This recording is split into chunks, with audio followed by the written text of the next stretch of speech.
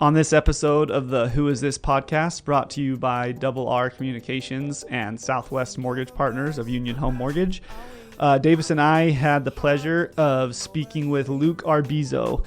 Luke has been a member of the community for close to 50 years. He was a police officer with the city of Safford for 20 years. Also spent some time with the town of Thatcher on their police force.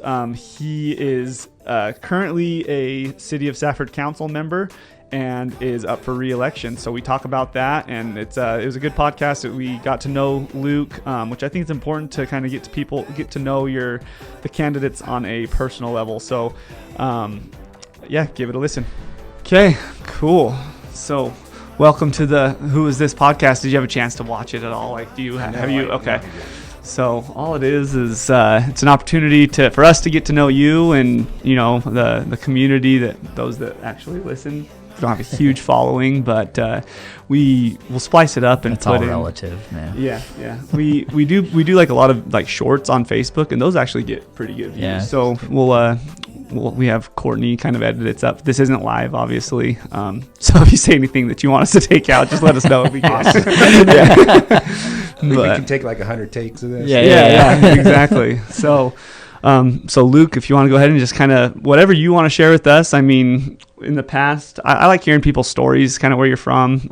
But honestly, it's your time to talk about whatever you want. Yeah. Awesome. Well, thank you guys for inviting me. This is a great opportunity for me to get my name out there, and I'm already out there. Like, I've been a police officer for 27 years total, and wow. And I was with Safford for 20 years, and then I was in Douglas, Arizona, and Chandler for a little bit of time before I came back home, and then I retired from Safford after 20 years. So I worked with Safford, City of Safford, for 20 years, and kind of seeing the ups and downs of how Safford was being run for 20. I mean, you're going to see something different in 20 years. Yeah, right. Yeah. And so being a police officer, I don't know, we're always looking at how to make the city better, because all we see is the negative, and we want to know how to get that out there. Like, how do we do that? And so right when I retired, it was immediately like my coworkers, and not even from just police department, but from other departments in the city, they were like, dude, you need to run for city council. Like, yeah, we need some representation in here. Like, so someone that's seen behind the scenes. You know how everything's working. I mean, I shouldn't say everything, because like the budget wise is something different. Like like we saw a little bit of what I guess your paycheck and everything. You see all that, and you see like stuff that's being utilized or not utilized, like money wise and funds, and so but we see a lot of that, and so of course everybody's like, dude, we need someone in there that knows how the city's been working for the last 20 years. So that's how I kind of got into politician. I shouldn't say I'm not a politician. Okay, I'm a normal guy. I've been on the council for 4 years now.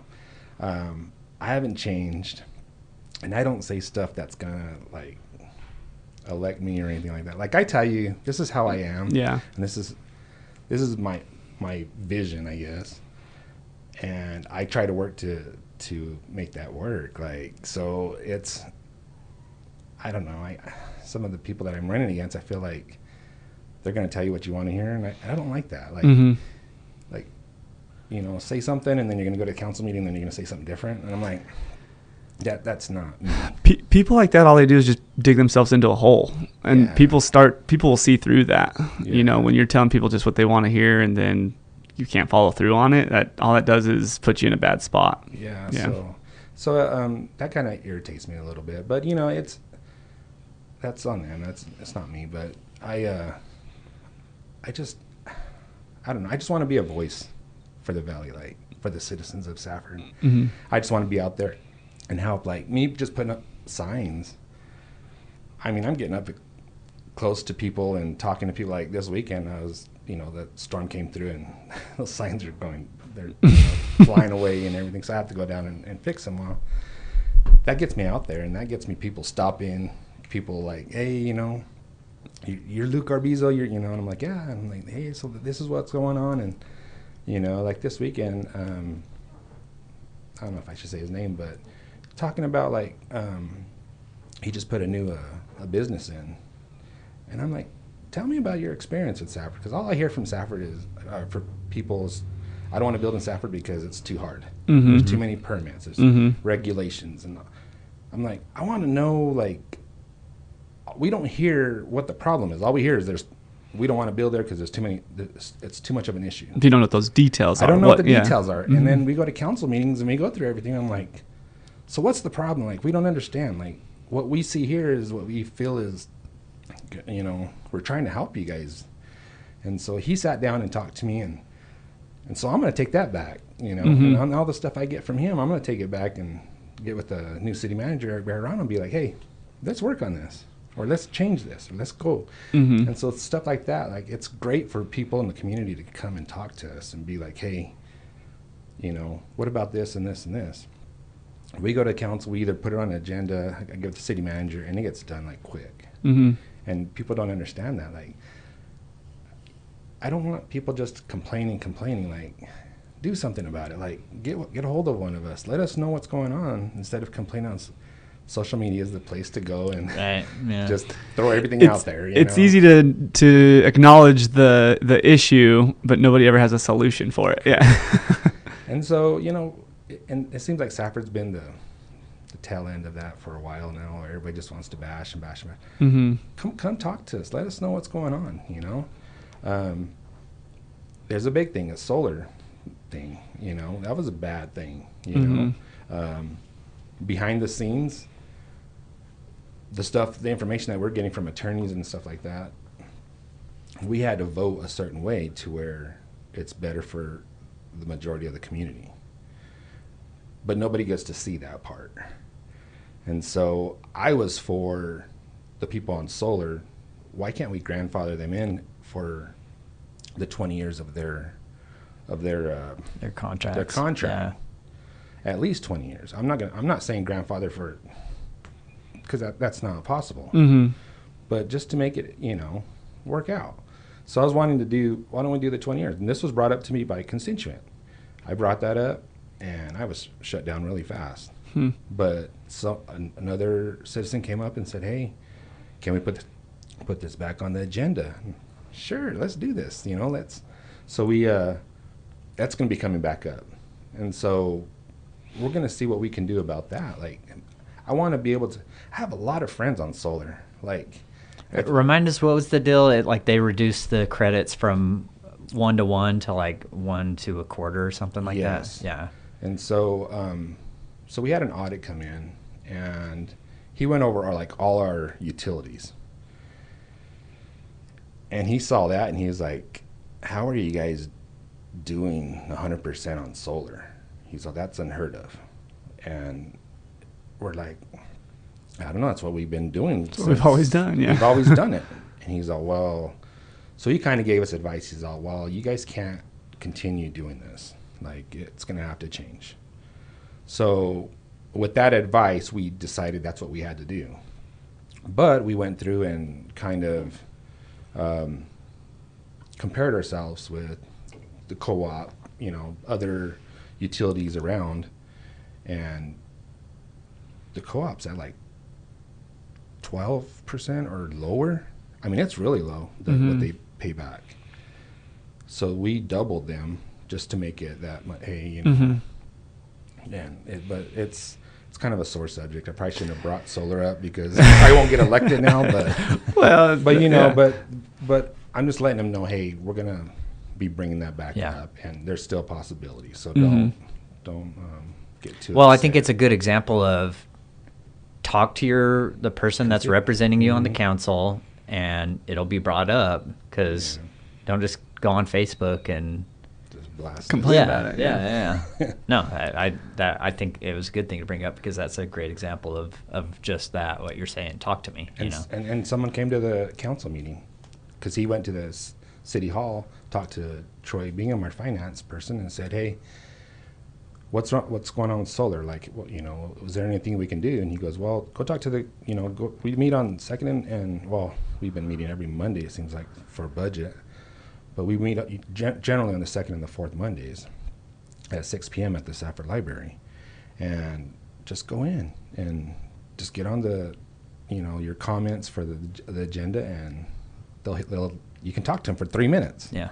But we can't talk back to them because of it's not on the agenda, so we can't discuss what they say to us. So a lot of people can just hear it, but you can't. Yeah. Yeah, and so people get upset because they're like, "Well, they didn't say anything. They didn't even discuss anything." Well, we can't. Yeah. Do you ever feel like, and this might be a silly question, but do you ever feel like those regulations or those types of rules like get in the way of finding solutions? Because you know, while they're there, like, why not be able to talk about it? But I get it. Like, there's laws that you have to follow, but I feel like sometimes there's so much red tape, you know, that it can feel like it's hindering or slowing down finding a solution. Exactly. I'm sure there's a reason for it, but I can see their frustration. Yeah. So, and that goes for and city council members, like in our e-sessions and stuff.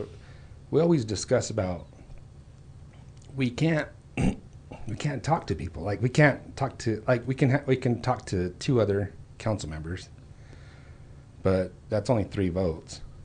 So, like, you can get 3 votes on something, but that's not going to be a majority. Mm-hmm. But how many council members are there? 7? Yeah.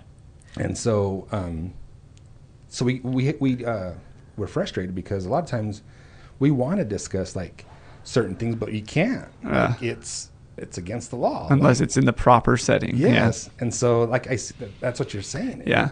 And so it's frustrating for us because a lot of times we want to discuss more on what's going on, but we can't. And it's like okay, make a decision now.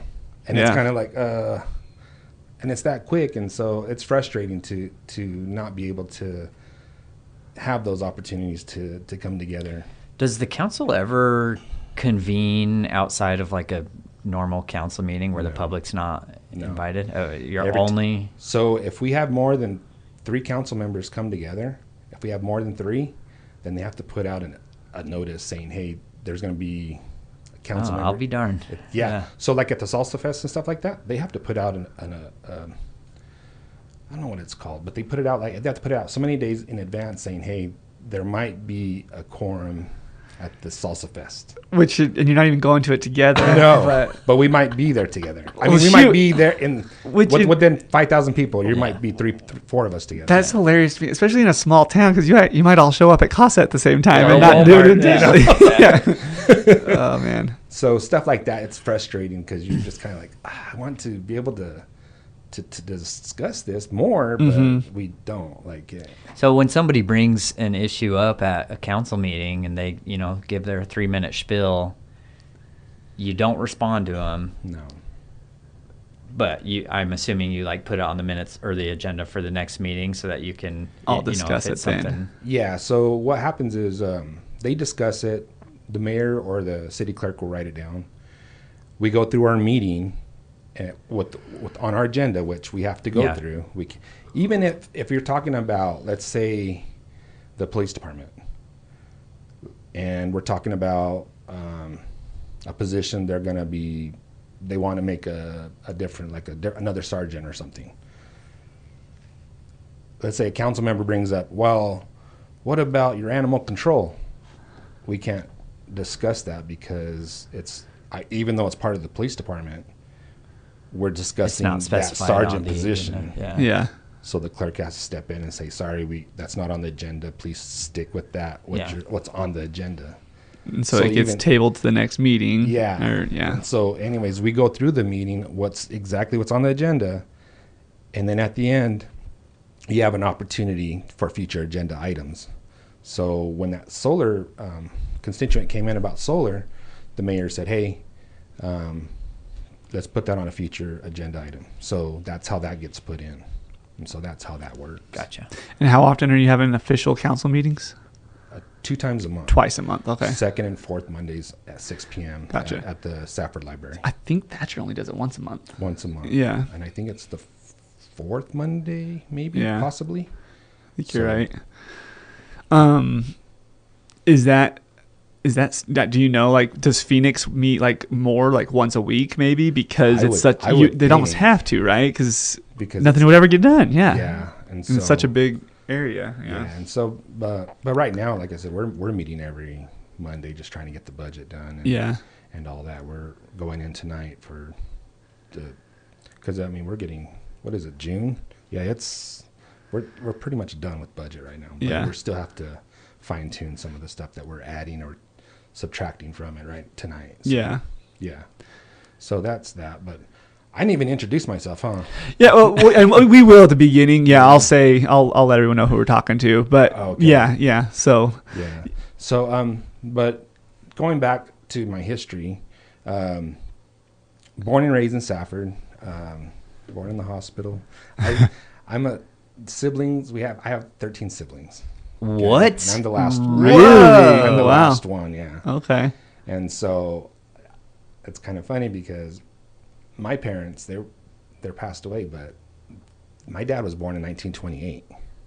So when I went to school, my friends, their parents were like as old as my oldest sibling. Yeah. You know, and that was crazy. Yeah. And so anyways, I think there's only, out of 13 of us, I think there's only like the last 3 were born in a hospital. Really? And then that crazy? They were all born just at their house with Yeah, there used to be you probably got nieces and nephews that are close to your age then. Or more. Yeah. Or older. That are older than you. When I was born, I was an uncle. No way. That's hilarious. So and then I went to school with my nephews and nieces. So of course they want to embarrass me at school. Hey, uncle. Yeah. You know. But Joe Paul, Paul. Yeah, he's my nephew. Yeah. Okay. And so he would always just joking around, trying to embarrass me. But so I come from a big family. Everybody's pretty athletic, and we all played sports. And I'm sure you hear Arbizo's names every now and then. Big baseball family. Yeah. And so we've been here, and all my siblings are still here. Some of my nieces and nephews, they've all moved to the valley and stuff. But a lot of my siblings, well, out of 13, we're 6 left. So we've had a few pass. My parents have passed. And so there's 6 of us left, and we're all still here in the valley. And so when first time I was running for election, everybody's like, man, it's going to be easy for you to get all those. As long as your family votes for you, you're a shoe-in, right? Well, just to get the signatures to get on the ballot, they're like, geez, that's just your family. Yeah, just go to Sunday dinner. But then I had to explain to them, like, oh, they don't live in the city limits. Though. Yeah. They all live on the outskirts. So I have a few that live in the city. And one of my nephews, we went fishing, and dude, have you guys been at Riggs Lake? I went to Riggs in December. We actually rode bikes because they closed the road, and so we took our bows and did some archery hunting over there. But then we rode our bikes over there, and we slayed it. Man. We caught so many fish in December. I was just telling somebody I haven't been to Riggs probably in over 10 years. Anyways, but yeah, I don't know. I posted some pictures on Facebook.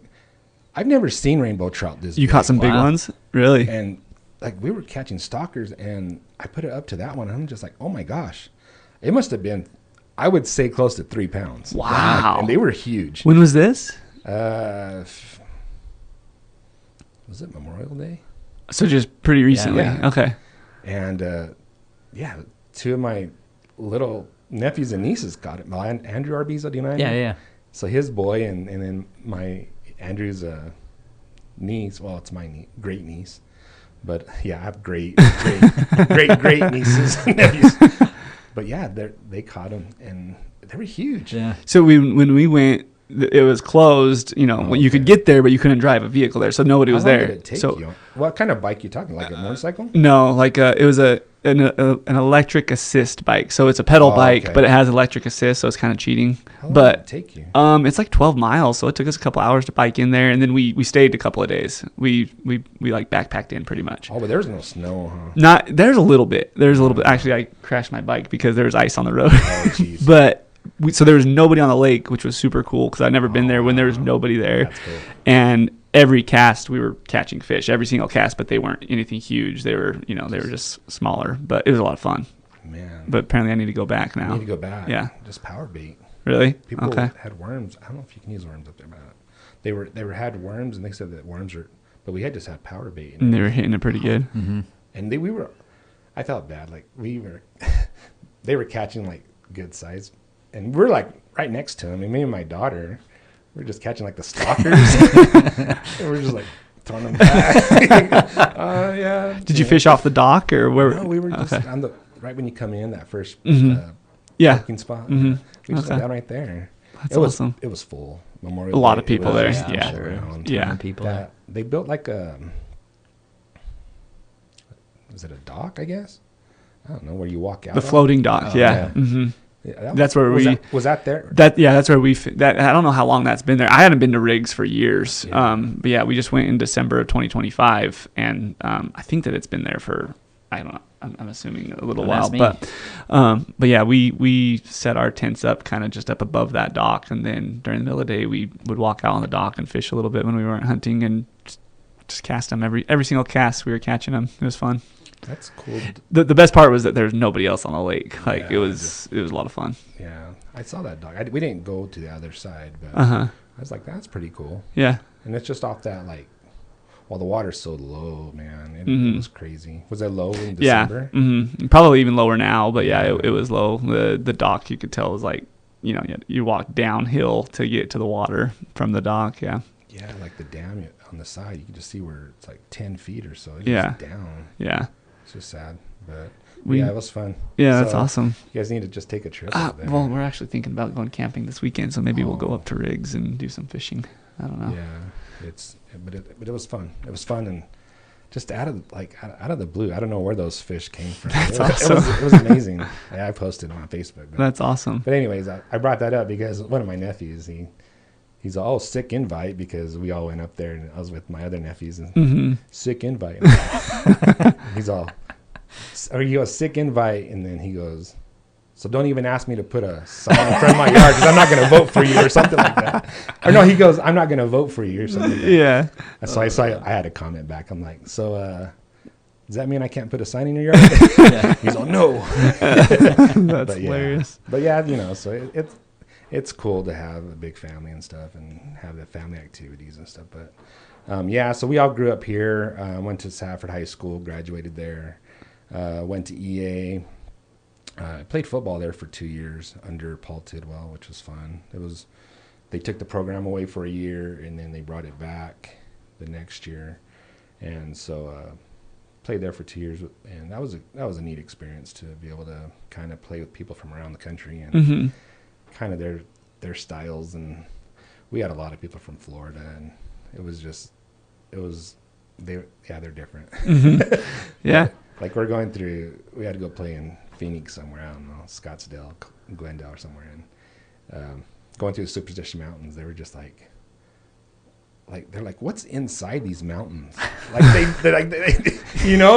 thought it was like hollow. Or Yeah. something. And I was like, really, dude? Like, we don't have these, and so They're used to Florida. Yeah. it's just cool to kind of like see their perspective, like what we take for granted. I mean, Yeah. how many times you go through Superstition, you don't look at like, Right. Right. and these guys are just like the whole time, just like Yeah. baffled, I guess. I don't know, but it's just cool to be with different kind of people and where they were raised and stuff like that. Yeah. So they really love the dry heat. They were just like, man, this is awesome. It is crazy how different. I just got back from Dallas, Oh, geez. and it was like 90 degrees the whole time we were there, but it is so much hotter when it's humid. Yeah. And it's Like like you can't miserable. even breathe. It Yeah. feels like, and you get back here and it's 105 at Phoenix, but it is so much more bearable than Yeah. Phoenix. Yeah, I can't stand than humidity. Dallas. I lived in Austin I was in Austin for like 2 weeks, and it was miserable. I couldn't Yeah. stand it. Yeah. Jeez. But yeah, so I went to college 2 years. All the football players wanted to study criminal justice, and that's how I got into Uh-huh. that's how I got to Oh, become yeah. a cop. Everybody's like, "What are you guys studying now?" I'm like, "General." Yeah. Well, criminal justice classes are easy. Let's take them. I'm like, "Oh, okay, cool." So we all were in criminal justice classes together, and my father was a police officer, so I don't know why I just never thought of being a cop when I was older. And people say, do we get offended by cop? I don't know. But, and so, anyways, yeah, I went through 2 years at college at EA. And once I did those 2 years, I was getting ready to turn 21, and my instructor was like, "You ever thought about being a cop?" I said, "Not really." And he goes, "What if I send you to the police academy? Would you do it?" I'm like, "Well, yeah, I'm working at Kmart right now." Like, yeah, I can take a job. And so he got with the sheriff, which was Frank Hughes at the time, for the sheriff's office, and he knew my dad, and he goes, "Oh yeah, I'll send him." And so, because to go to the police academy, you can't just go to the police academy and say, "Hey, I want to." You can't just sign up. I want to attend this class. Mm-hmm. You have to be sponsored by an agency, because you have to wear their uniforms and everything. And so I actually didn't get hired by the sheriff's office. I got sponsored, which means, here's my uniform. Well, you pay for them. Pretty much, here's my patches. They give you the patches to put on your uniform, which you have to pay everything out of pocket. So I had to pay my duty belt, my gun, everything I was out of pocket. And then I had to take a loan out to go to the police academy because it was like $5,000 for me to get all my equipment to go. And so then I went to the academy, and I went there with Phoenix. I'm there with Maricopa County Sheriff's Office, all these agencies, and I'm from Graham County. And I'm like, they're like, "Where's Graham County at?" Like, and so, anyways, went there, didn't get a paycheck. So that was kind of tough. My wife was a beautician at the time. Oh, so you were already married? Yeah. Okay. So I'm sorry, I got married right out of high school. Oh, wow. So Okay. 30, it'll be 30. Careful. 32 years. I know. 32 years. It'll be 32 years this year. Okay. So, wow. Yeah. So right when out of high school, got married. Yeah. And then she was a beautician. She pretty much put me through the police academy. And we were living up in Mesa. So right after college, we moved to Mesa because I told him that's where I wanted to go to the academy. So I was kind of expecting to go to the academy in Phoenix, which I'm glad it happened that way, because there's a few academies to go to. And so they sent me there because there was one in Phoenix, in the Coolidge area, like Cochise College. Or not Cochise, what's it called? Central College, Central Community College, and then in Tucson. Those are the three that they had at that time. And then I think Prescott had one, kind of random, whenever would happen. But I wanted to go to the one in Phoenix, and so we moved to Mesa. I was there for probably about 6 months. I was working a security gated community. How long does the academy last? It's about 18 weeks. Okay. Yeah. Gotcha. So I worked at that gated community for a little bit, and then went to. That's when I got accepted into the academy. Started the academy in November of 1990. Oof. 19, when you say 19, that seems like a long time ago. 1997, I started the academy, graduated in 1998 of March of 1998. When I was getting out of the academy, Frank Hughes was like, "Hey, we don't have any openings right now. If another agency wants to pick you up, go ahead and take it. You know, you're not going to hurt our feelings or anything. You don't owe us anything." Because a lot of times it costs, I think, around 10, 14 grand to send an officer to the police academy. The person sponsoring you has to pay that too. Okay. So because they're paying for all the instructors and everything right there. And so that's money that Frank didn't have to do that for. Right. But he's like, "Hey, if another agency wants to pick you up, go ahead and do it." So Douglas, a recruiter, just happened to come up right after he had told me that. And he's like, "Hey, do you need a job?" I'm like, "Yeah, I do." And I'm like, "Where are you from?" He's like, "Douglas." I'm like, "Okay, let's try this." Yeah. So I went to Douglas for a year and a half, and that was actually pretty fun.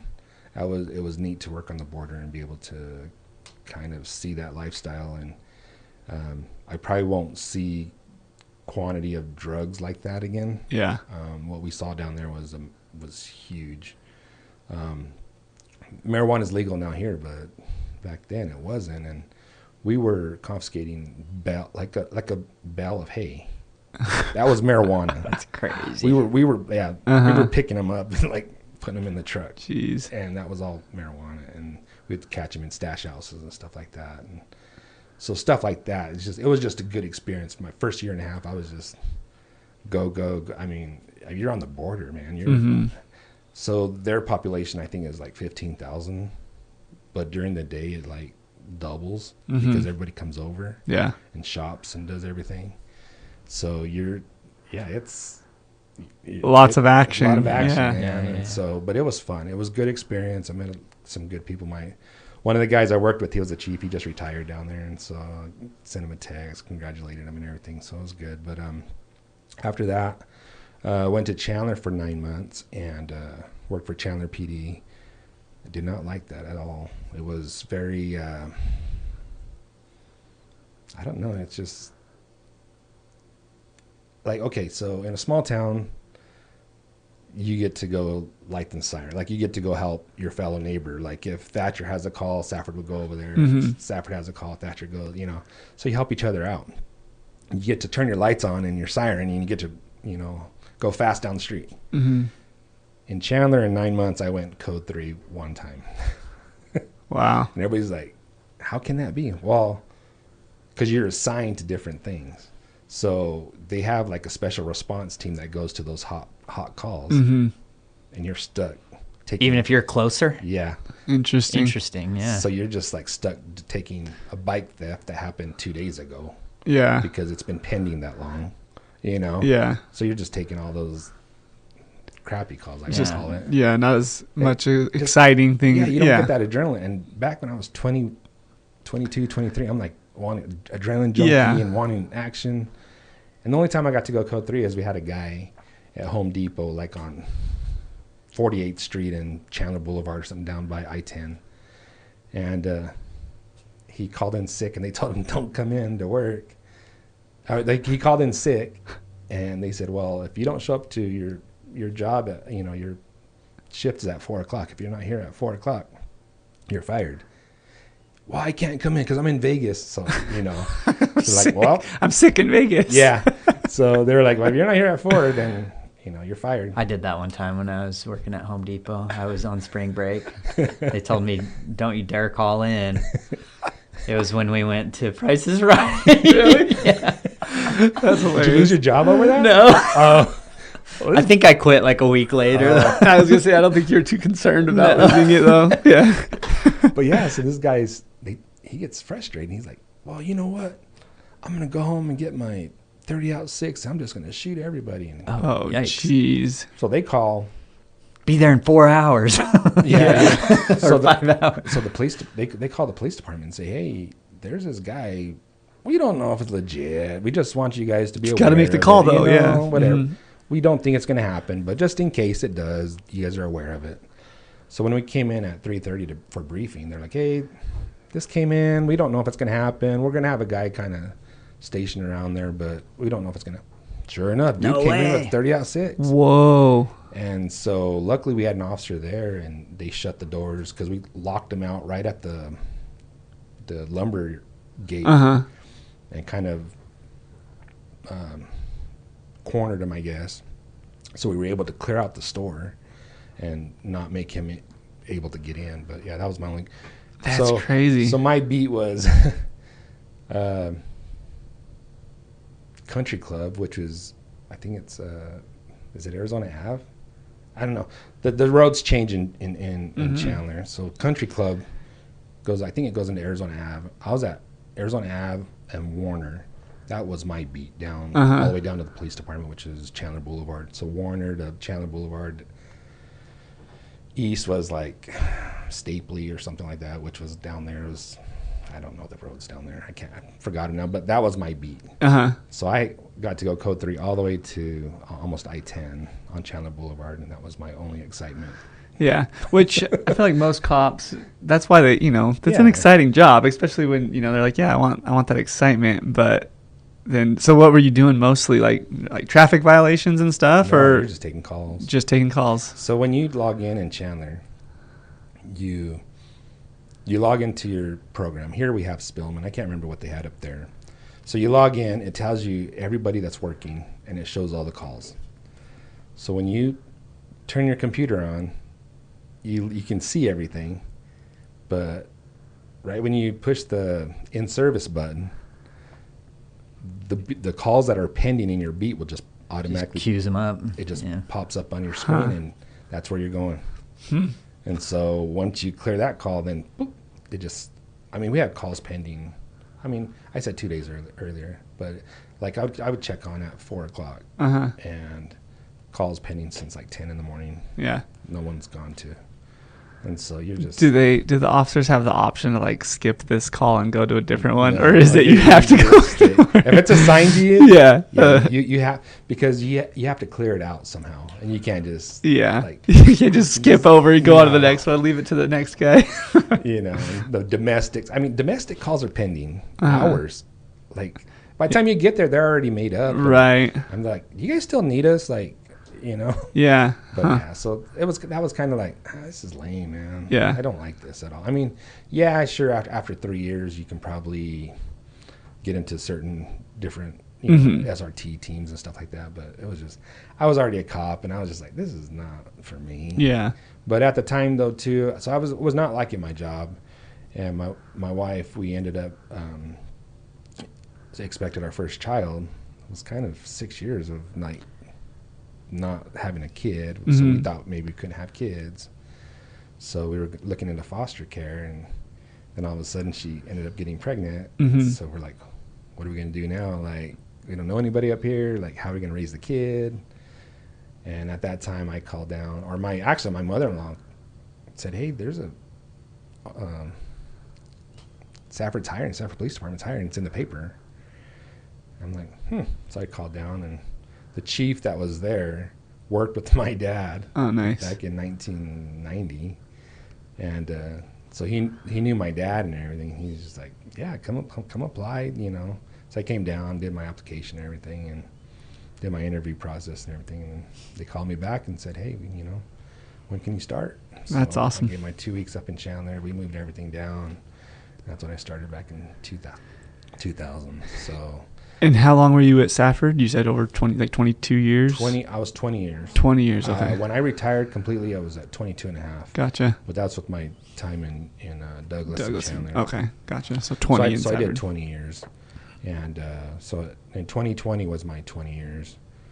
Yeah, I actually retired, and then I did the drop program for 2.5 years. And then my buddy Chafin Woods, he was the chief in Thatcher. Chafin's been on the podcast. Oh, has he? Yeah. Oh, yeah. So he goes, hey, we're going to be hiring, so why don't you put an application in? So I put an application, and they picked me up over here. I was going to say, because you were at Thatcher for a little bit, right? Okay, yeah. So it was 4 years. Okay. Yeah, I was in Thatcher for 4 years. I was in the school for 3. Okay. And so in Safford, I was a school resource officer also for 6 years, maybe. Yeah. Did you like that? I've always wondered if the cops enjoy that. Cops don't. The SRO position is a lot of.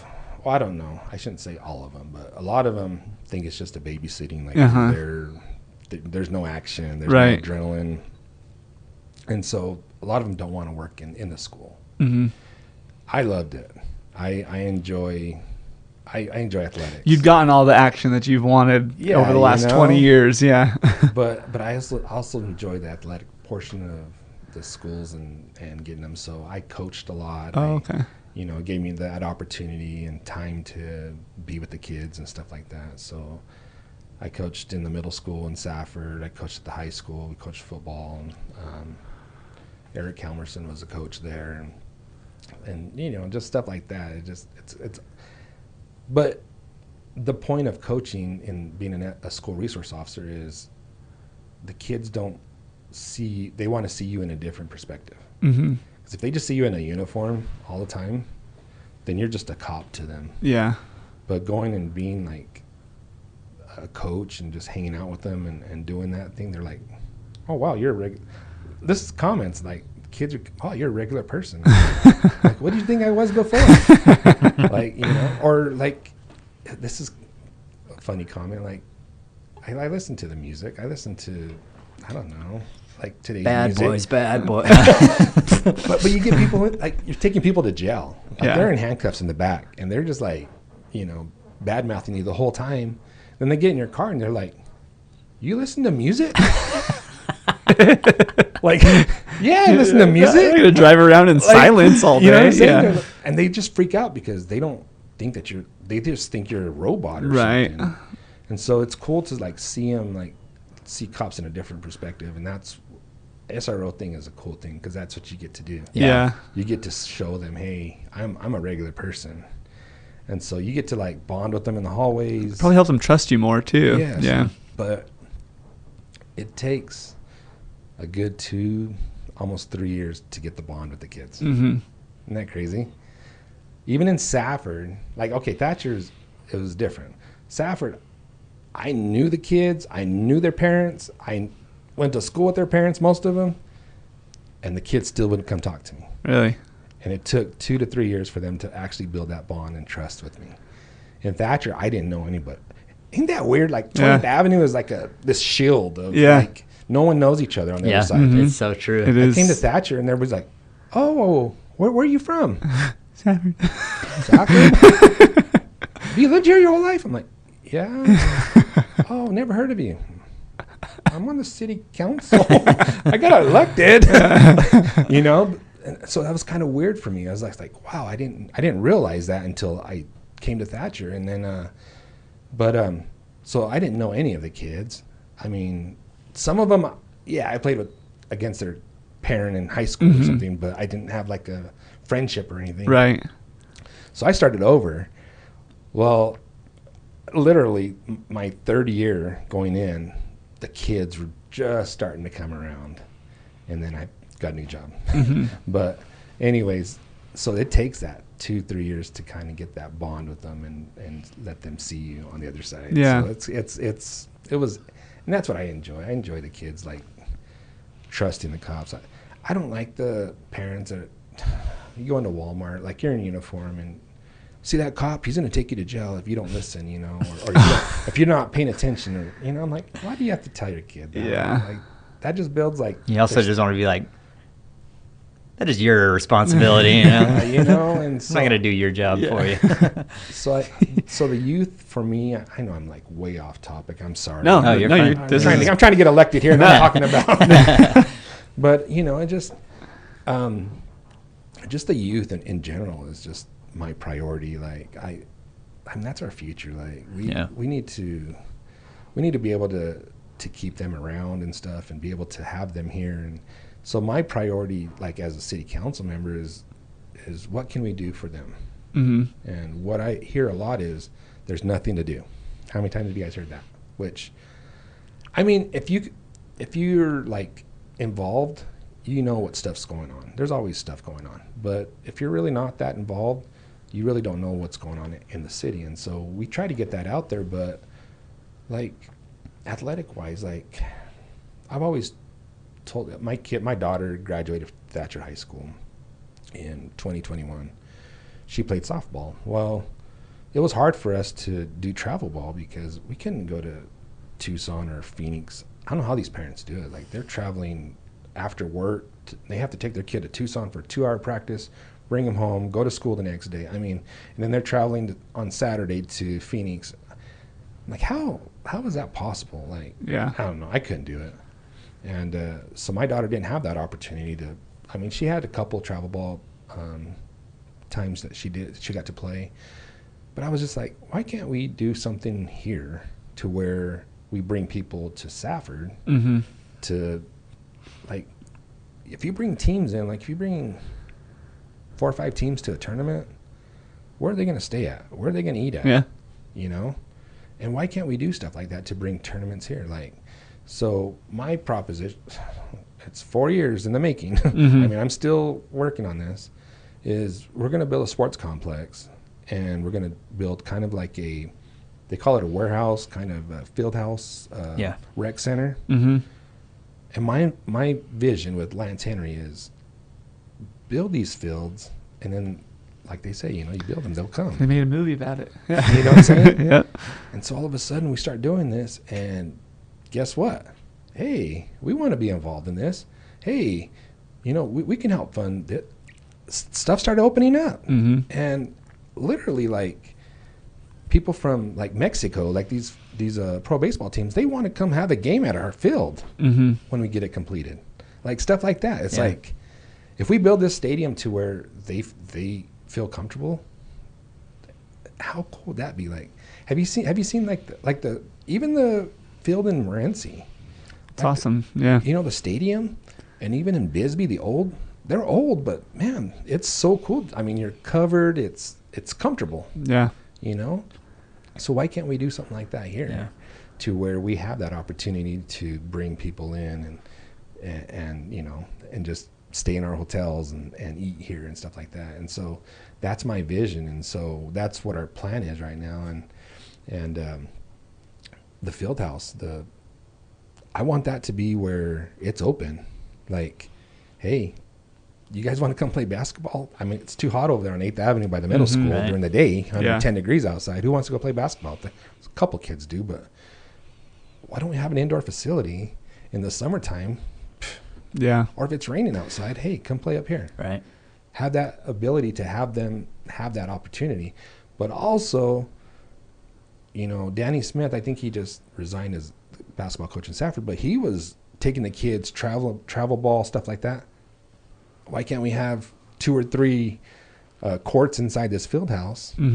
Have a tournament, like bring people in, do that. Yeah. A few years ago, wasn't Thatcher and Safford, weren't they trying to do like a community rec center type of thing? And I know they did like, you know, a call to the public and, you know, it looked like they were getting ready, you know, there was some movement and then it kind of just, the talk stopped about it. It's really hard to, in this community, I don't know what, but it's just the power trip of everybody. Everybody wants to be in charge, and that's what the problem is. And I wish we can all come together and just, can you imagine Safford, Thatcher, and Pima getting together and building something? I know. You know, but it's always the first question is who's going to be in charge, and who's going to get the credit. Yes. And that's where the problem is. And so even a police department, we've always wanted a metro area, like police department where everybody comes together. Same thing. Who's going to be in charge? Yeah. Who's going to, you know, where's the money going to come from? So it's always been an issue, but that's where that came from. Yeah. Or that's what happened there. Yeah. And so we decided, hey, we're going to just do it, go on our own and do it. And so, do they have like the plans and stuff already for it, or not plans? Okay. But we just purchased the land and everything. So it's, Councilwoman Bratner said, we're trying to build a bridge to nowhere. I'm like, no, you build that bridge, it's that portion so do you know where 26th Street is in Safford? Trying to think of the cemetery. Yeah. You know where the new park is going? Yeah. Okay. Where they've cleared all that land. Yeah. Okay. So if you come around from 8th Avenue, if you come down, the first street that you come across is 26th Street when you come in. Well, we're building a bridge over the wash. Gotcha. Once that goes over, it's going to open up from there all the way to First Avenue. Oh, nice. So tonight we're actually going to approve a subdivision. Well, I think you have a city to city sign. Is that you guys? That's probably Riley. Oh, okay. City to city. I thought that was you guys. Oh, it was Riley? My bad. No, you're Sorry. good. No, you're good. But there's a sign already up, and there's going to be a subdivision going through there Oh, nice. because we built a bridge. You know what I'm saying? Yeah. So you build that, and it's going to open up. That land didn't have any access to. I mean, you can come off the highway, but if you can open that up, holy cow, that's going to open up a lot of stuff. So we're in the works of in our CIP, in our plans, projects of building that culvert or bridge, whatever you want to call it, and as soon as that goes in now. And so we're trying to get that in because these grants and this funding that people are coming to us wanting to do, they won't give it. We're not priority if we don't have access to that property. Yeah. So once we get that access to that property, that'll open the doors. Yeah. That's cool. And so I'm just waiting for that part to be done. But just think about it.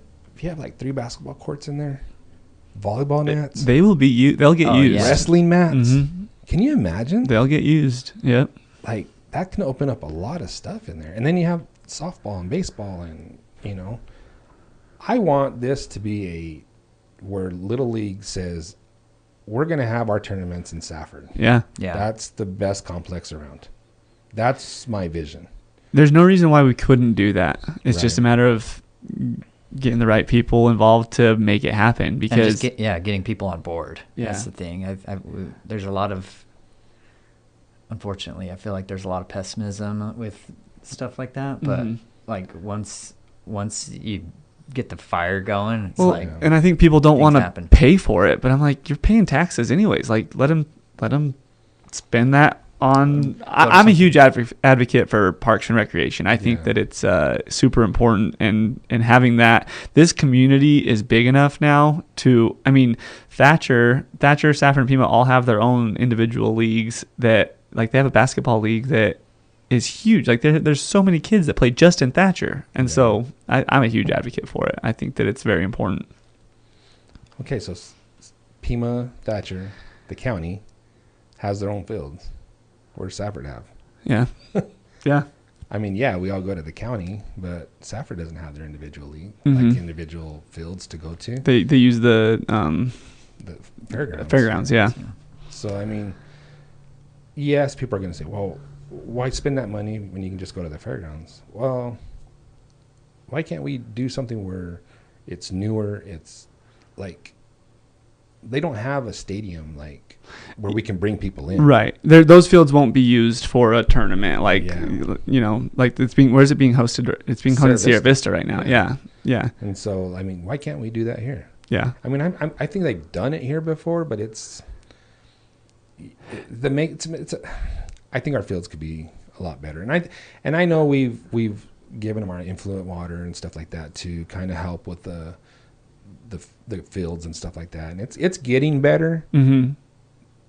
But when was those fields built? Like Right. 1970? Like, you know what I'm saying? And so I don't know. It'd be nice to have our own fields to make it nice and be able to have Safford to be able to say, hey, this is come here and play here. Yeah.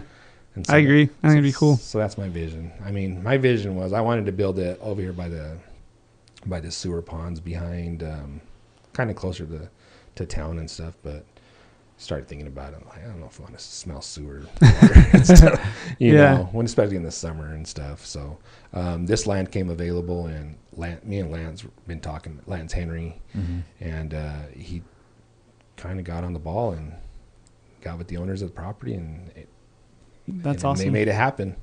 And so, we've kind of we don't have everything planned out, but we have it to where we can know how many fields we can put in and where the field house can go and stuff like that. So it's gonna be nice. That's awesome. How big is If the we can get property? this. I want to say, I can't remember the acreage. It was from Graveyard Wash to, I think it's called Highline Canal. So I'll have to drive by or look at it on a map and just check it out. yeah, it's just north. It's north of the cemetery. Yeah. But it's all those fields. It's all Right. that. It's all that. It's actually just desert right Yeah. now. It's not even cotton or anything. Right. It's just desert. And so, those fields would, right when you cross over the canal, the fields and the restrooms and the concession stand, everything's going to be right when you go over. It's all going to be right there, and then the fields are going to be laid out on kind of butted up against the cemetery. And then 26th Street will actually divide the two properties, and that the field house will be on the north property. Cool. That's awesome. Yeah, that's exciting. That's in the plan. So Not to change subject, I just wanted to ask about the election. Are all the council members having to rerun right now, or is there only certain spots, or because there's 7 seats?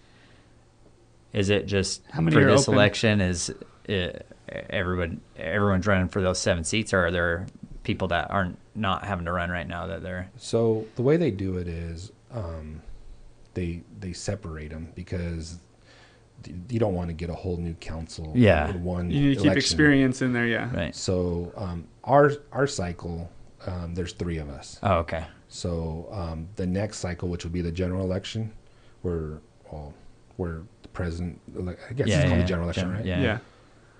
You'll have 4 seats. So Okay. you'll have the mayor, That makes sense. Yeah. the mayor, and then 3 council members. So So there's 3 open seats currently. yeah. that Oh, you the guys are all mayor running is for. one of the seats. Yes. Oh, So okay. so the town of Thatcher, they don't elect the mayor. They elect a council member And they appoint a and then mayor. they appoint a mayor. Yeah. In Safford, they actually elect a mayor Yeah. because I guess that's the difference between a town and a city. Oh. And so, but that's how that works. So, but as of right now, there's three there's 3 seats, and we're all running for re-election, all 3 of us. And then there's 3 other that are Trying to come in. yeah. So there's six total candidates. Okay. Yeah. So Gotcha. I was going to ask you, being at the police department for 20 years, how many how many city managers did you work under? oh geez. Let's see. I would say up to 5 maybe in 20 years. Is Safford the same as Thatcher? Because I think Thatcher, the city manager, is. I could be completely wrong about this, but at least when I used to work over there, I'm pretty sure the city manager was over the police department. Yes, the town manager. Yeah, is that how it is in Safford too? No. Okay, so it's not like you had a new boss every 5 years, or kind of. What was it like? Yeah. So, yeah. When I went to Thatcher, that was new to me, that everything had to go up over the city manager. Well, Mm-hmm. I'm not saying the police department has to. The city manager is involved in everything that the police department does. Uh-huh. But it sounded like the chief in Thatcher didn't have as much control. That was my understanding too, but I could, that was just Yeah. me observing. Yes. Yeah. And so that's kind of how it is in Thatcher. So in Safford, it's not like that. The actual chief can make decisions on his own. Okay. And be able to do. I mean, like the finances and everything was. Yeah. I mean, everything gets run through the city manager, but it's not like he has to get his okay. Gotcha. But generally, I mean, if the city manager has something to say, yeah, of course he's going to tell him, hey. Right. But it's not like how it is in Thatcher now. Right. Gotcha. So, but yeah, but it's, I don't know. It's, I guess I need to get back on the election thing a little bit. I mean, yeah, so it's, the election process is to me, it's been eye-opening, like trying to, I don't know, I'm trying to do the social media thing also, and trying to get the word out that way. So once you guys post this, it's gonna, I'm gonna throw it out there, and like the Courier just did my deal, and I just threw it out on mine and said, hey, just so get your name out there at least. Yeah. Get it open to where people can start hearing about your podcast and stuff. So I think you're doing a good job on social media, because I'm friends with multiple candidates that are running, and you're really the only one I see doing a whole lot anyway. So I try to, because I have a lot of friends outside of the city. Yeah. And all I hear is, man, I wish I could vote for you, but I don't live in the city. And I'm like, but you can like my post, you can share them, Right. Yeah. and that's how you can support me. They're like, Right. oh, great. So every time I post something, those friends are just throwing it out there, because I'm like, I'm not friends with everybody in the valley. Like, Right. You might have friends that I don't have friends. Right. And so that's how that's how it's getting out. And so that's how I'm doing it right now. And so I'm just kind of trying to get the word out there. I mean, I put a lot of signs up too and stuff. Guys, if you mess with signs, it's a misdemeanor. I just want to let you guys know that. It's not a TikTok thing. Yeah. But and so we have been getting a lot of. Actually, the cops did find a guy tearing up our signs on Main Street. Oh my gosh. That's crazy. But they have cameras on Main Street. Yeah. Now, and so they were able to catch the guy real fast. But yeah, he was just pulling them out of the ground and dropping them. Like, he wasn't stealing them or anything. He was just pulling them out and throwing them down. Being a turd. Yeah. It's still not his property. You can't touch. Yeah. He ended up being from California. I don't know how he ended up in Safford. What the heck? Just a homeless So guy. weird. And so, but I want to touch a little bit about the flock cameras too. Okay. The what cameras? Flock. Oh. So our license plate readers, we're getting a lot of flack from that. Like, people don't like them, and I don't understand. And I guess because I'm a cop,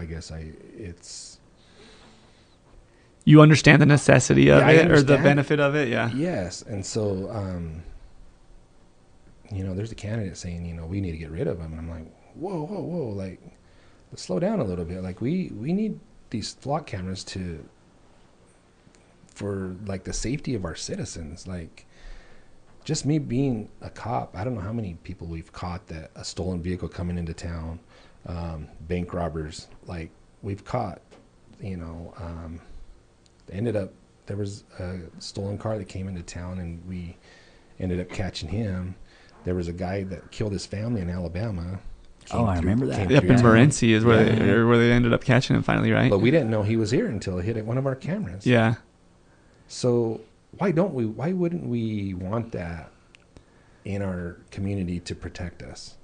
Do we want those people coming into Safford and not knowing that they're amongst us? Right. Like, I don't know, but I understand. They're like, whoa, what about the safety of people hacking into them and, stuff like that?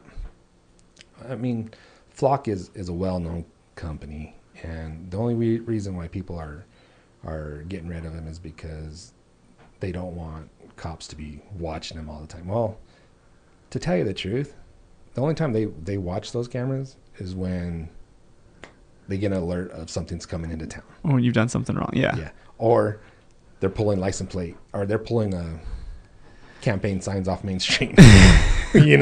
Stuff like that. The argument of I don't want the government to have tabs on me. Yes.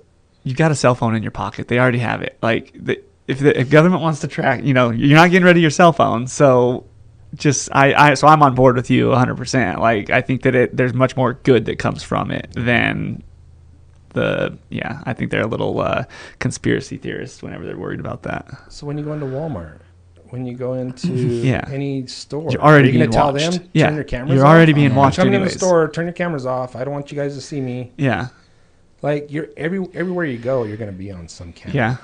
And so it's just a conspiracy thing that we don't want it here. And so, it's a good thing. And like I said, I mean, you're going to have 1-2% that don't want it, but the rest of the people are like, it's going to keep me safe. Yeah. Let's keep it. Yeah. And so that's when people want to know where I stand on Flock, I'm so for it. Yeah. We're trying to get, I sent out an email to everybody that's running in both Safford and Thatcher. And so I've gotten a few responses, but I'm curious if anyone that we talked to is on the other side of that. Because I like to see different perspectives, but I agree with you. It brings, in my opinion, it brings more good than, there's more upside than downside to those. But I don't know. They're selling it as, well, the cops are just watching you. Like, they're just waiting for you to make a mistake so they can go to your house and arrest you. I'm like, that's not what those. And so now they're making it. Okay, when Flock first came out, when I was working, Thatcher had 2 Flock cameras. The county had maybe 3 or 4, and Safford didn't have any. There was no issue until Safford got him, and now all of a sudden everybody's making a big deal about it. But they've been out there, and I would say when I was working, there was not a lot of restrictions, I guess, on usage.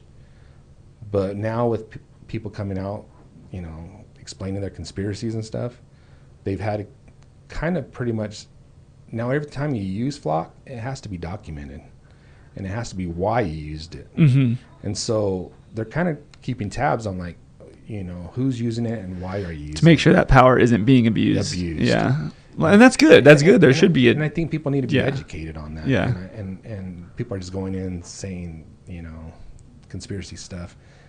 Come on, get educated in it before you knock it down or get rid of it. Yeah. Because it is a good program. Mm-hmm. And it's, I mean, okay. So what happens in, like, the media or the Courier is a small fraction of what the cops are actually doing. Mm-hmm. Like, a lot of it doesn't make the paper. Mm-hmm. And so people are like, well, we don't have that much crime here. Yes, we do. Yeah. The cops are I felt bad for Safford. I mean, there's, I don't know, I heard on a podcast or something that get rid of flock and hire more police officers. I'm like, okay, how much is that going to cost the city to hire more police officers than to have a camera? Right. Like, you know what I'm saying? And I just don't understand that, because it's kind of like you're having this. I think it's going to be like, we're on grant, so we have grant paying for it right now.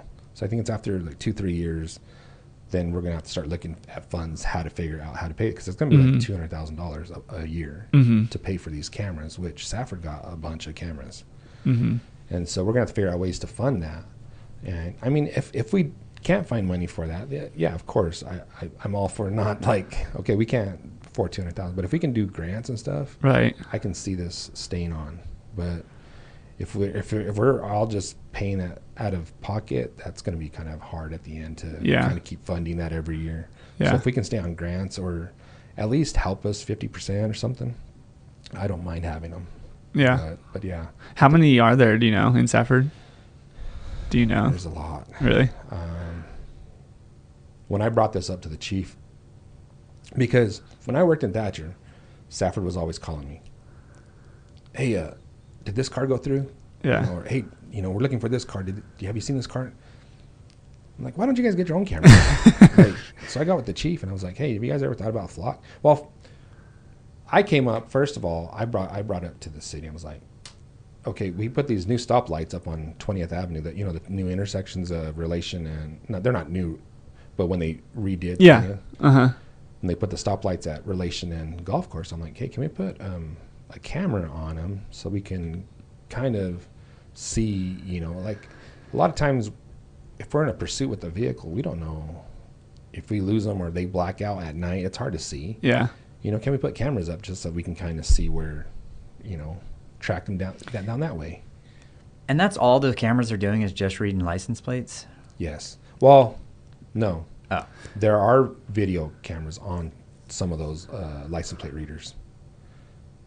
But Yeah, the so you're purpose getting of them is license plates. okay. Keep going. Why does anybody? Because people, I don't know. Are stupid. Anyways, yeah. Yeah, they feel like they have a sense of privacy on the roadway. I think, I don't know. You're on a public road, buddy. On a public road, I don't know. Listen to this. So I was working at the high school.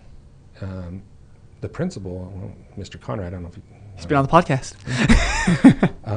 He was out there, and I just happened to be at the middle school. It was after school got out, and a truck went and did a Brody by the baseball field in the dirt, and he came hauling butt north on 3rd Avenue. Well, Mr. Conrad was at the front door, and he was trying to get over there to stop him, and it's kind of a distance from the office to there, Right.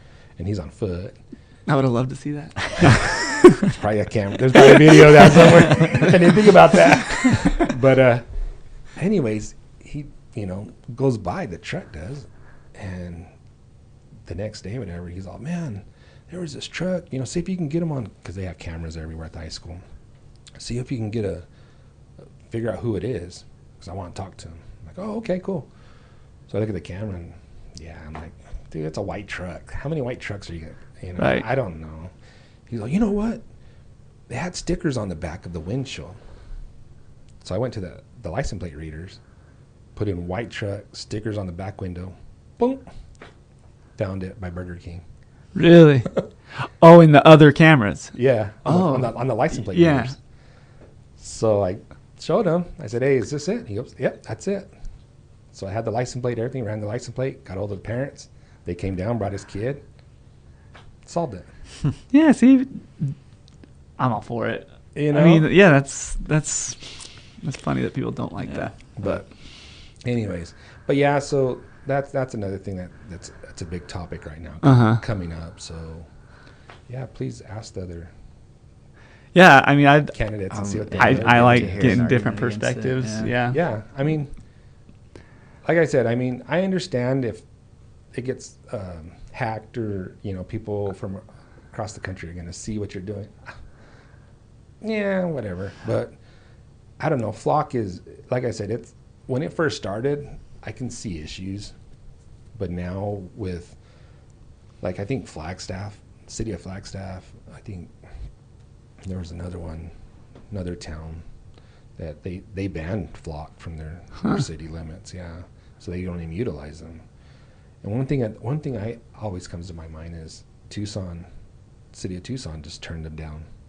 And when Nancy Guthrie went missing, Yeah. they said those cameras would have came in handy because they would have known who was going through Mhm. at that time.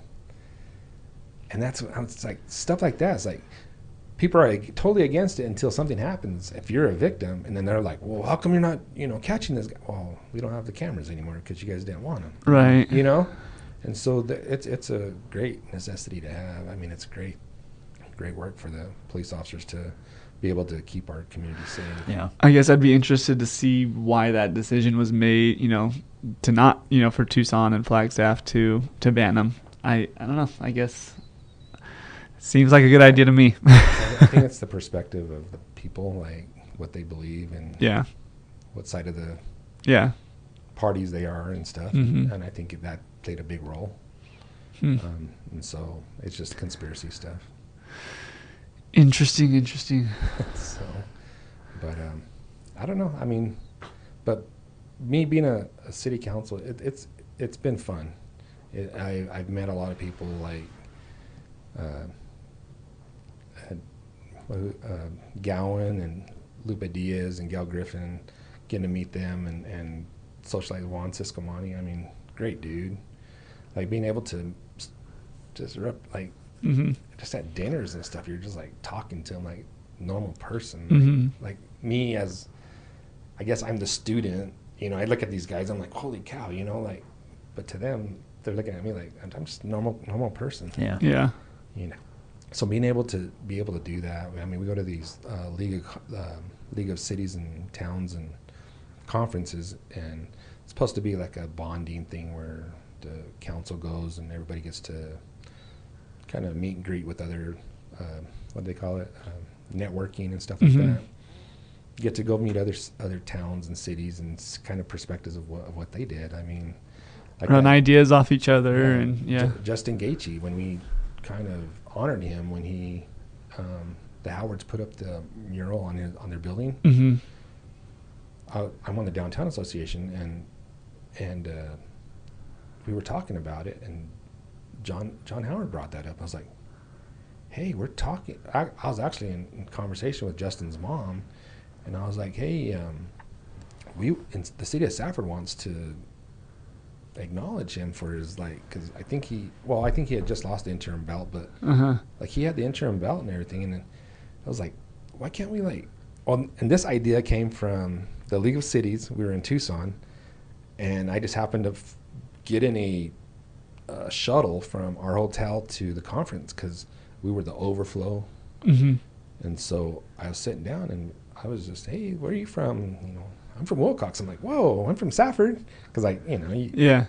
And so we started talking, and he came out. He goes, dude, why don't you guys promote Justin Gaethje, man? Like that that's a great opportunity for you guys. And I'm like, I like that idea. So I got on the phone right away, called city manager John, and said, hey, let's get this going. He's like, what do you want to do? I'm like, I don't know, but we need to figure out something. So I got a hold of his mom, Justin's mom, and we figured all that out. I put all that together. Vance Bryce helped me out with the chamber, and we got that going. And was able to bring him down and to kind of make it a whole event. Was it 4th of July? I can't remember. We had a parade, I know that. Yeah, but it wasn't just for him, but right. It was a parade. I can't remember what the parade was for, but we were able to honor him and be able to kind of do that, make a weekend out of it. And they had the Boys and Girls Golf charity thing for, Justin promotes that all the time. Mm-hmm. They had that same weekend, so we just made a whole weekend out of it, and it was kind of a cool thing, and kind of gave him a key to the city and stuff like that. But that was all, just from networking at these conferences, like getting ideas from people. And we just took Justin, I guess, for granted. Like, man, he's from Safford. Like, Like, what do we? Well, he does so much for our kids. Like, why can't we honor him? Like, so yeah. So that's how all that came together. Is just networking at these conferences. Yeah. So that was kind of cool. Mm-hmm.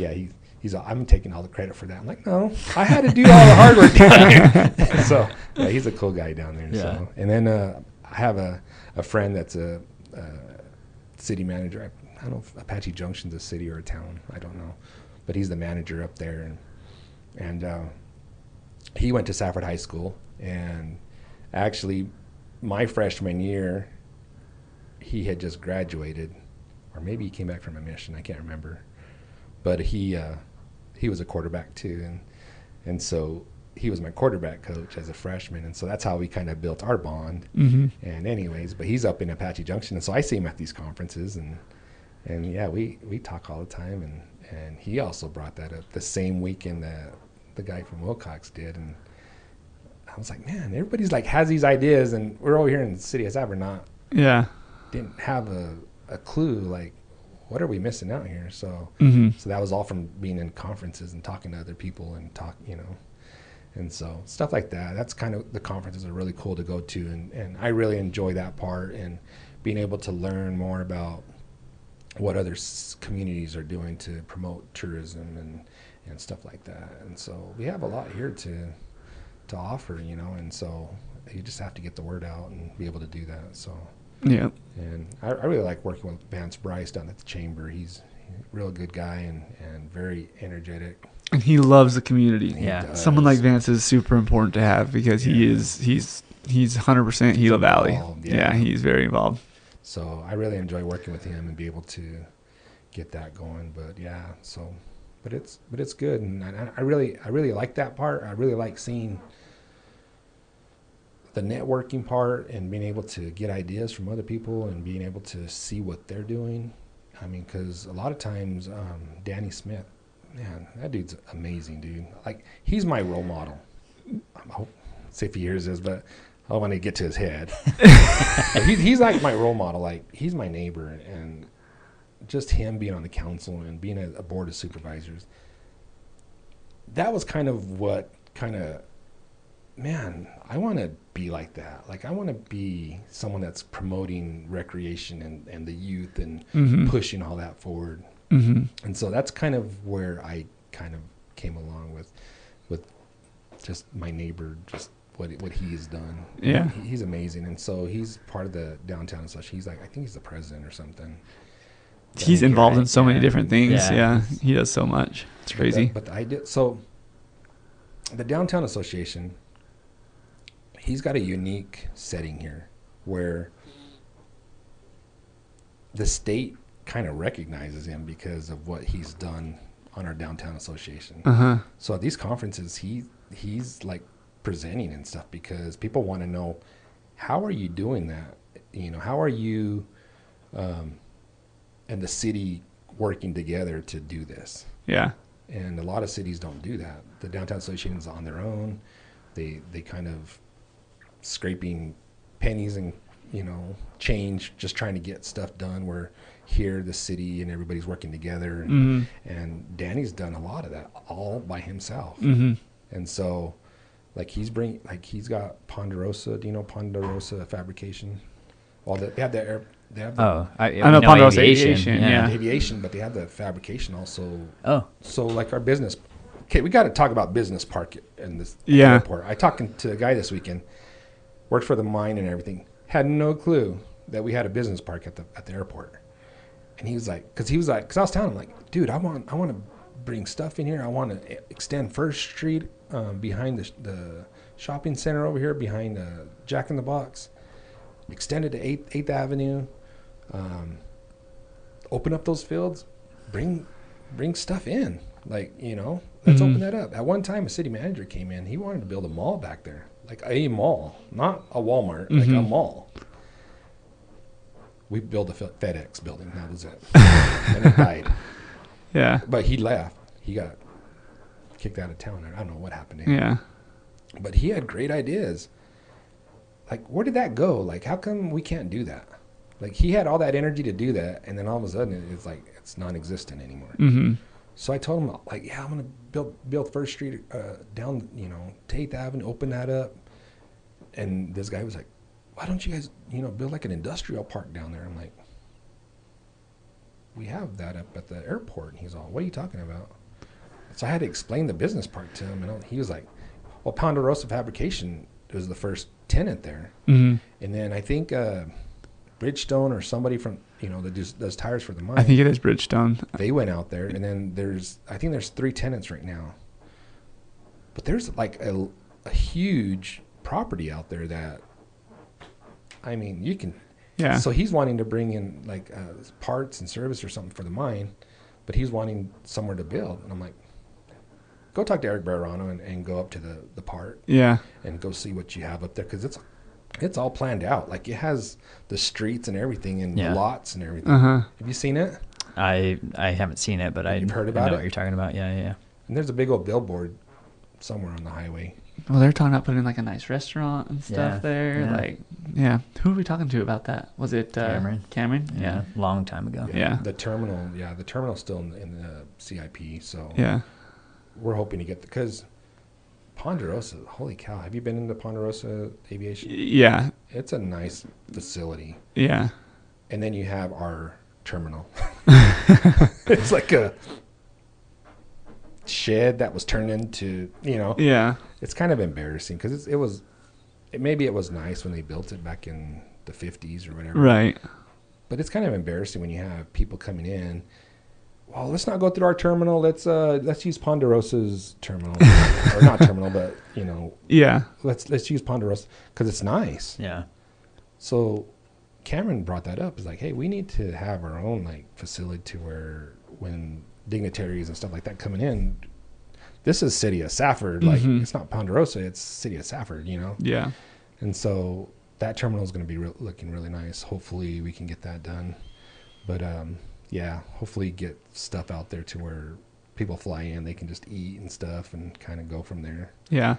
I feel like, everything that we've talked about today, it's all kind of geared around growth, right? Like, this area is growing and we have to just accept that. I feel like there's a lot of people, because we're, everyone has their Gila Valley roots. They're from here. They like the small town. I love small town. That's why I have my family here, but it's going to grow and we just have to accept that. And it's a good thing. You want it to grow, because if it doesn't grow, what do they say? If you're not progressing, you're regressing. So I like all the stuff that you've been talking about, because it's all geared around growth. And I think that it's going to happen. And I think that the sooner we accept that and prepare for it, as far as it being the airport or, recreational complexes, safety with the cameras. I mean, you've got to prepare and plan for the growth. And so I've enjoyed everything you've talked about today.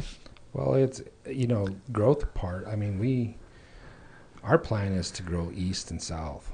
Like, I don't know if you've passed First Avenue, there's just cotton fields all the way out there. Why can't we build more houses out there? Why can't we, our housing is we're having an issue right now. And that's, hopefully we can do that to where we can start going out that way. We're in the works of extending Relation Street. Well, we have to annex all that, but extending Relation Street all the way to Highway 70. And so it'll be another corridor for when the detour happens on the interstate. We don't have all the trucks going all the way in. They can actually have another route to go east and go to Duncan or whatever. Gotcha. So once they kind of get that going, and we're buying property and stuff right now just to get the frontage off of First Avenue just to get the road through there. And so once we get that, then hopefully we can get that road built. And ADOT has kind of been talking to us too about helping us fund that, because it's kind of their problem. Right. Yeah. They're bringing all their traffic through us. Right.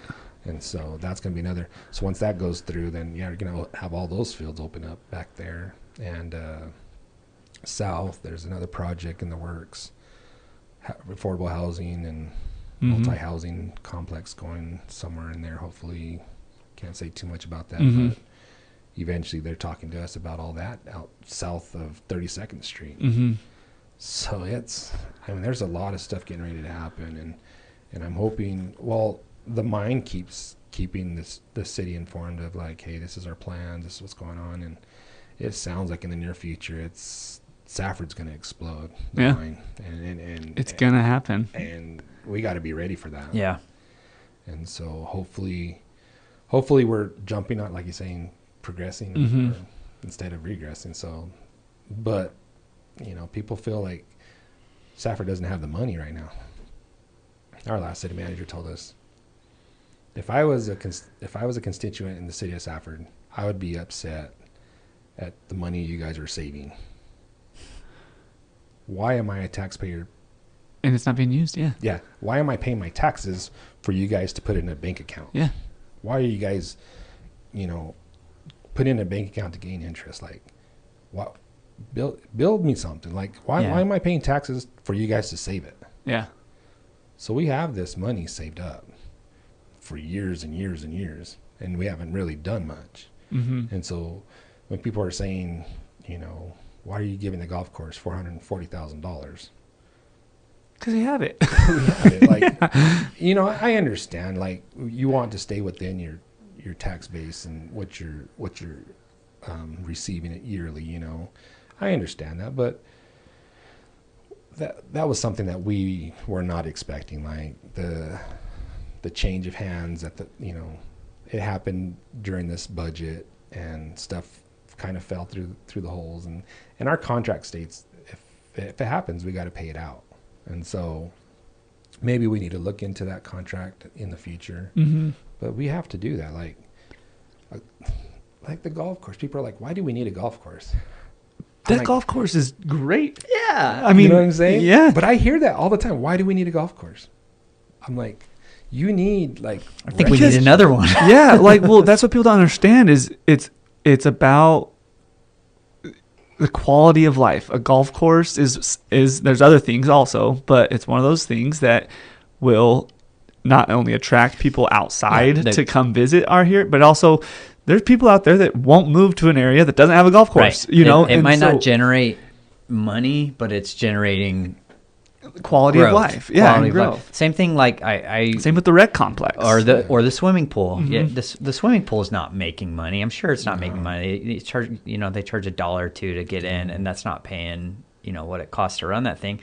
But it's so nice to have. I was at the pool, the Pima pool the other day, and I was the financial brain gets going, and I'm like, there are 10 lifeguards here, and there's 30 people here, and we all paid $2, and it's going to be open for I'm like, it's not covering its cost. But there I was using it, glad it was open because it was a hot day, and people don't see that, but it's nice to have those, right? Exactly. And just like promoting your city and your valley, like we have this, like we have, and what doesn't make sense is to have a golf course that looks like crap. Exactly. That's what doesn't make sense, because then you are throwing money away at that point. So, but spend a little bit extra money, make it a nice course, which they've done. It looks great. Yeah. So it's gonna get better. Yeah. Okay. Let's talk about that. So, I don't know if you know this, but I get confused because they changed the holes. Yeah. I think it's the back 9 now is on automatic sprinklers, which nobody has to man it or anything. The front 9, someone has to go in every morning at 3:00 in the morning and put the freaking sprinkler in the. How crazy is that? Yeah. Can you imagine if we were okay? It's in the plans, but we're getting so much flack about fixing that. It's going to cost us $6-7 million. Yeah. I don't understand that either, because how does it cost that much? But yeah. But the sprinklers are already there. Why is it going to cost that much? I don't. Don't you just have to change the head? I don't know. Right. But I'm trying to figure this out. But anyways, it needs to be fixed. Mm-hmm. And once that goes in, oh my gosh, our course is going to look immaculate. Yeah. And so I'm hoping we can get that approved quickly. we're getting a lot of flack. Like I said, why do we need a golf course? Why do we need to put money out there? Eric Barrano took over that course last year. I can't remember his name. Hawkins is his last name. Richie? No. I don't know.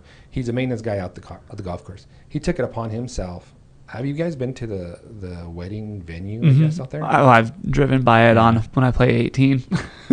Yeah, it's nice. That was his idea. Uh-huh. And he was doing it totally on his own. The city didn't know anything about it. Uh-huh.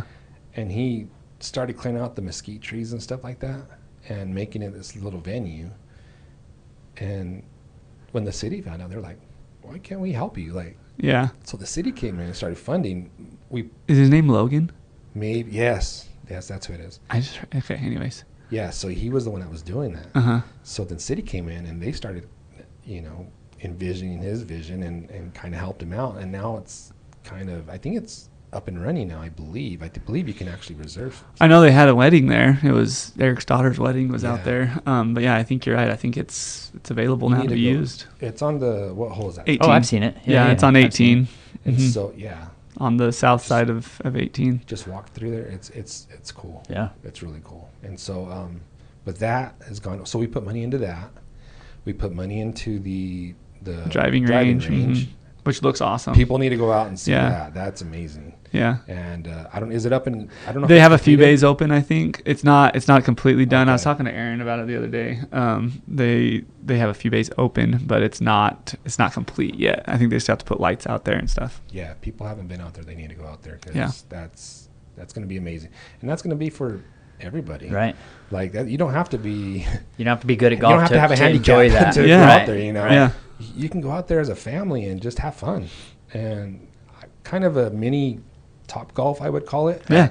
And It's the same technology. I was talking to everything. the IT guy yesterday about that, actually. But Yeah, it tracks the ball and everything for you. So I think they're going to put lights eventually out there too. And so, that's going to be an awesome money generator. Yeah. And again, something for people to do.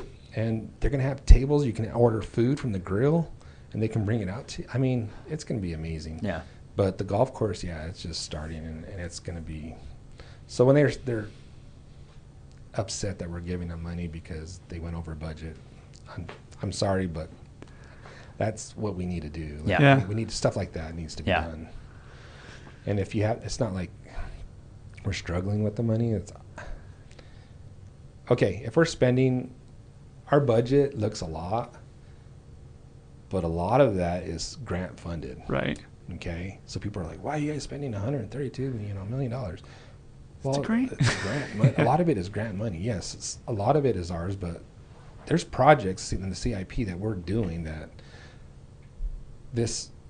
I can't remember when Bonita Creek, when that project, I'm Morgan Sill. He's the head of our water department. He took us out there. Like, hey, if any of you guys are interested in where Safford gets their water, I'll give you a tour. I'm like, I want to go. Like, I've been here. I've seen the pipe. I just don't know where it's coming from. Like, I get on Google Maps and I'm like looking at satellite views and like, where's the water coming from? Yeah. So he took us out there, and that's amazing. And I can't remember when they built that, like early 1900s or something. Like, who would have thought you're going to get water from Bonita Creek, like, right, and bring it all the way down into Safford, and it's all gravity fed. Yeah. It's not wells or anything. It's gravity fed, so we're not paying any electricity or anything. Yeah. It's gravity fed. But that's 1900 pipe. Yeah. That has never been replaced or Band-Aiding it, And so they're looking at replacing some pipe, and that's going to cost a lot of money. Mm-hmm. But we're getting grant money for that. And so people don't see that. They just say, oh, well, that's $17 million of my tax pay. No, technically not. But you're paying the taxes regardless. Yeah. That's the thing. Like, you want water? Yeah. Yeah. But, we did get information that, the reservation and the contracts. Oh, go ahead. I was just going to say, I have a lot easier time paying my local taxes than my federal taxes. That's the money I should worry more about. Because where all that money's going. money going. Especially with everything coming. That's a good point. Yeah. That's a good Scary point. now. Scary, we don't know. Yeah. Yeah. But yeah, so we just got information that I guess contracts of how much water usage we can use here is going to change. And it's going to be getting scary, guys. And so we can't take any water from the wells in the, what would you call it? The river basin? I don't know. So you know how like the valley, and then you have like your mesas, like Jensen Hill to go up. And so anything between Jensen Hill and kind of going up towards the river, like crossed by the sheriff's office, you can't take any water. In the future, we're not going to be able to take any water out of there because we're taking water from the river. So where all our wells are by the river. Yeah. And so eventually we're going to have to find other resources to kind of supplement what we're taking. So we're going to start now looking on top of the mesas and see where there's water that we're going to be able. So we're not going to have the good water that we have now. Probably our water's going to start smelling like when you go to Phoenix and Tucson. But yeah, there's going to be a limit on how much water you can take out of the valley. Do you know roughly when those changes are happening? We don't. You don't know. So that's the other scary thing. That's like, scary. Like yeah. we don't know. And so they're saying you need to start looking, preparing for it, exploring now, and be ready for that. Mm-hmm. Because if you're not doing that now, then you're going to be in trouble when all this comes down. So that's scary that we have to. I hope I'm not scaring the community, but you know, my mom's gonna be very nervous. But that just came out, and I can't remember. I think it was our water attorney came, on a meeting and said, "Hey, this is what you guys need to start looking for. Yeah, looking towards." So that's another thing that Safford's gonna have to do, and that's the. So you're gonna put a well. Well, how are you gonna get the water from there, to here? So that's another infrastructure thing. That's money, and so there's a lot of projects in the future that it's going to be costing a lot of money too. Yeah, but that's why we got to bring more people in to help pay for it with tax. Like it's almost like economics is studied by experts and they know what they're talking about. You know what I mean? Like, but yeah. So that's it probably won't be when I'm on the council. Probably, I don't know. How long? Is it a 2-year term? 4. It's 4-year term. Mm-hmm. Okay. Gotcha. And then, but every 2 years. Gotcha. Okay. Yeah, it's every 2 years there's an election. But and so you've done 1 term. This will be your 2nd term. This will be my 2nd term. Yeah. Awesome. So, cool. I don't think I really got into what I needed to, but it's good talking to you. No, it's hard when, like, I mean, I don't know if I've ever met you. We've run into each other at the. Yeah, I know. I've seen you before, but yeah, I've never really had a conversation with you. Games. Yeah. So like Davis, we kind of go back, and so it's like easy to talk to, like when you're just talking to somebody that's just you kind of stay on track, right? Yeah. But when you're with friends, you're like, let's talk about it. Yeah. But to that, no, I think that's why our podcast is cool, is because the people that do listen, I think they're going to get a better idea of who you are and what you're like with a conversation like this, rather than just this. I'm Councilman Luke Arbizo. This is just I'm Luke Arbizo, and I think that a lot of time that's what people want to see. They want to know who they're voting for. Yeah. So I think that a conversation like this is really good. So, was there anything else specific that you did want to hit? We gotta probably go in the next 10 minutes or so. But if there's anything else that you really wanted to hit before we ended it, I'm just for the people. I want them to know that I'm a voice for them, and I want growth. I'm not scared of. Well, let's hold all this money because we're gonna have a recession in 20 years. Like, let's do stuff now to where. Because why are we holding back the people that are paying taxes now to build something when they're passed, when they passed away or moved away? Mm-hmm. Yeah. Like why aren't we the people that are paying taxes now? Why can't we do stuff for them that are actually paying the taxes now instead of saving their money and then spending it for another generation? Right. I don't understand that. So. And not to mention the future generation will benefit from it as well. Exactly, It's not like it's going to go away. So, but yeah, why put it off? And so I'm so forward thinking and progressive and wanting to get things done. Like you said, like 26th Street, like a council member said, that's a bridge to nowhere. Well, if you can look at it as a bridge because there's nothing there now. Right. But you got to think ahead. Like, if I build this bridge, what's going to happen? You know, grants and fields and, you know, housing, you know. So you got to think like that. You can't always be, is it pessimistic towards everything? Or short-sighted. I mean, you've got to, you know, I don't know. And so I'm always positive thinking, always looking forward and wanting things to be better for the community. Like I said, I've been here for, I'm 50 years. Oh, that's old. When you say that out loud. But yeah, you know, I'm 50 years old and I've spent, you know, 47 of it here. Right. You know? And so I just want people to know that I'm here for them and the employees, okay, the employee portion, we were so far behind. So when I worked for the city, I'm sorry, I know you're running out of time. No, you're good. From 2008 to 2020, we didn't get one COLA as a police officer. I didn't get no, hey, thank you for playing. And there was no, my wage was my wage. And we went from 2008 to 2020 with nothing. Wow. And everybody else kept getting COLAs. Thatcher just kept going up. And then, everybody's like, why are we losing our employees? Well, that's not just the police department. That was the whole city. Yeah. Like, well, what you're paying and what everybody else is paying is totally different. You're a bigger community. You have more work than they do, and they're getting paid more than you. So when I came in, I did the compensation plan to where, hey, let's put us on a scale and review, like do a market review, which we just did. And it compares us with other municipalities, and it says, okay, the top is here, the bottom is here. Let's go in the middle. And so that gives everybody a raises in between. Holy cow. We did that. I don't know how many employees. Hey man, thank you for helping us out, man. It's we just paid 100% insurance for our employees. That's awesome. Our insurance was going up 2.9%. Our raise was going to be 2%. That's from 2008 to 2020. That's what I remember. I remember the city giving us a 2% raise or whatever, and then our insurance was twice crazy. that. And so you never got a pay raise. Decrease. Yeah. Yes, yeah.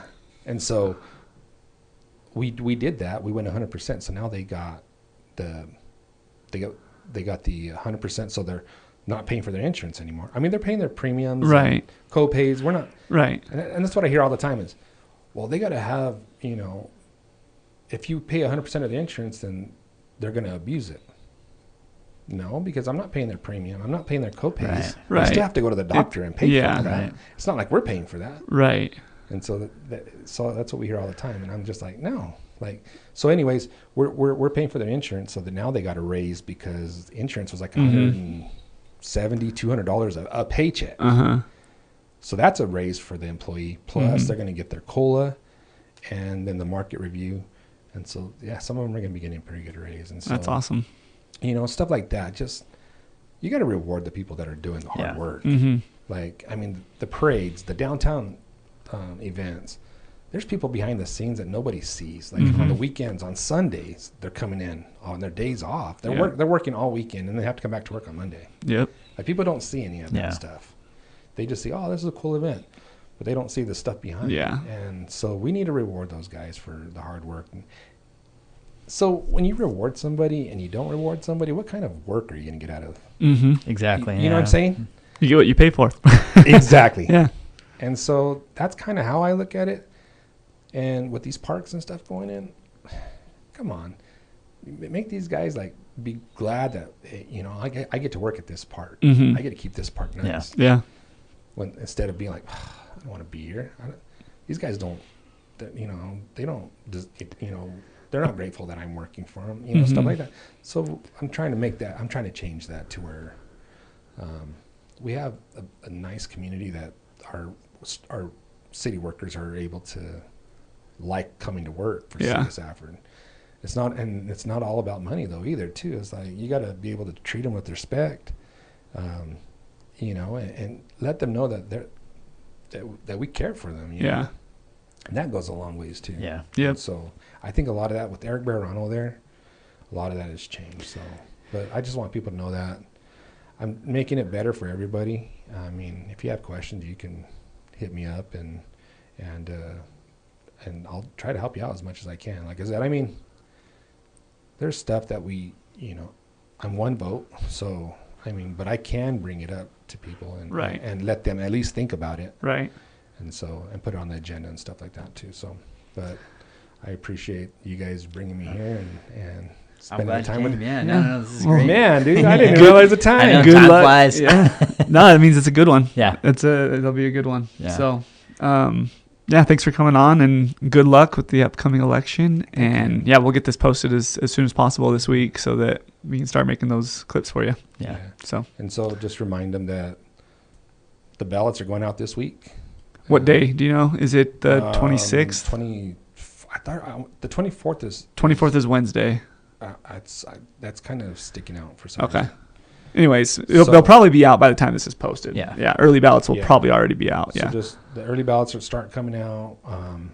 The actual election is July 21st, and in-person voting. And so I really appreciate you guys' vote if you guys live in the city limits. Yeah. Or if you don't, Share your post. Like and share my Like and post. share, yeah. Exactly. On Facebook. Yeah. Smash that subscribe button. Okay. Awesome. So I got introduced to TikTok, and I'm trying to do posts on TikTok, which is, okay. But I got 2 posts on there. So I am trying really hard on TikTok to try to figure out that, because I teach at the college too. Okay. I teach criminal justice classes, and the kids are always, hey, so have you guys been watching the news? Well, then so one day I was just like, where do you guys get your news from? Like TikTok. TikTok has news, Which is scary. Yeah. Yeah. Because you don't know what's AI or what. You don't know what's real or if the news is accurate or So I hear that a lot, that this younger generation, that's where they get their news. Like no one's on Facebook anymore. They're just scrolling TikTok. So I'm trying to hit that generation too. It's like, hey, and so that's a new thing. Yeah.